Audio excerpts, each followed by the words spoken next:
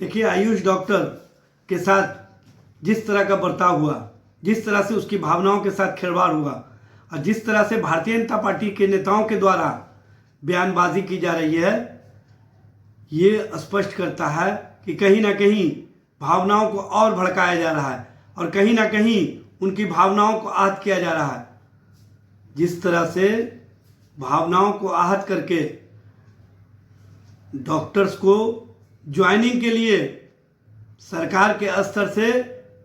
जो दबाव बनाए गए थे या सरकार के स्तर से जिस तरह से प्रचार प्रसार किए जा रहे थे,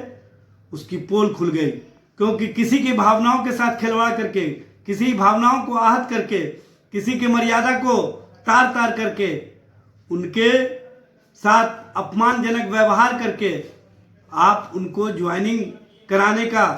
जो सोच रख रहे हैं, सबसे पहले तो आपको पब्लिक डोमेन में उसकी भावनाओं का कद्र करते हुए उसके साथ न्याय और न्याय का तकाजा यह है कि आप इसके लिए खेद प्रकट करें, माफ़ी मांगे। क्योंकि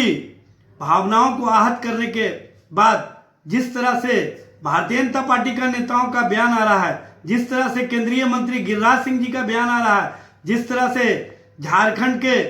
पूर्व मंत्री सीपी सिंह का बयान आ रहा है, जिस तरह से निषाद पार्टी के संजय निषाद का बयान आया, उससे भावनाएं और भड़की हैं, उससे कहीं ना कहीं अपने आप को अपमानित महसूस कर रही हैं। और आयुष डॉक्टर के साथ जिस तरह से भारत के संविधान और संवैधानिक व्यवस्था के खिलाफ जाकर के उनके धार्मिक आज़ादी को, उनकी मर्यादा को तार तार किया गया, यह स्पष्ट रूप से दिखा। और इस मामले में मुख्यमंत्री नीतीश कुमार अब तक चुप्पी साधे हुए हैं। उनको पब्लिक डोमेन में आकर के, उनको वक्तव्य जारी करके माफ़ी मांगनी चाहिए। और किसी के भावना के साथ अगर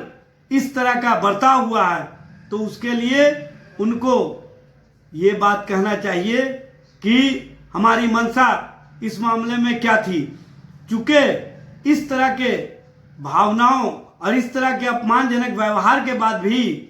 जिस तरह से बयानबाजी भारतीय जनता पार्टी के नेताओं के द्वारा की जा रही है, उससे उनके ज्वाइनिंग के प्रति जो लोग सोच रखते हैं वो कहीं ना कहीं मुगालते में हैं। स्पष्ट रूप से किसी के भावना को आहत करके, किसी के भावना के साथ खिलवाड़ करके, किसी के मर्यादा को तार तार करके आप उससे ज्वाइनिंग की अपेक्षा नहीं कर सकते हैं। अगर वो ज्वाइनिंग करेगी तो सबसे पहले मुख्यमंत्री नीतीश कुमार जी को इस मामले में पब्लिक डोमेन में आकर के ये बताना होगा कि उनकी भावनाएं उनको आहत करने वाली नहीं थी, उनकी सोच उनको आहत करने वाली नहीं थी, और आकर के वो माफ़ी मांगे। क्योंकि एक महिला के साथ जिस तरह का बर्ताव हुआ और जिस तरह से उनके मंत्री उसी समय मुस्कुरा रहे थे, उनके अधिकारी उसी समय मुस्कुरा रहे थे, उससे उनकी भावनाओं को और ठेस पहुंची है। ये बातें कहीं ना कहीं उनके जो स्तर से छन करके आ रही हैं वो स्पष्ट कर रहा है।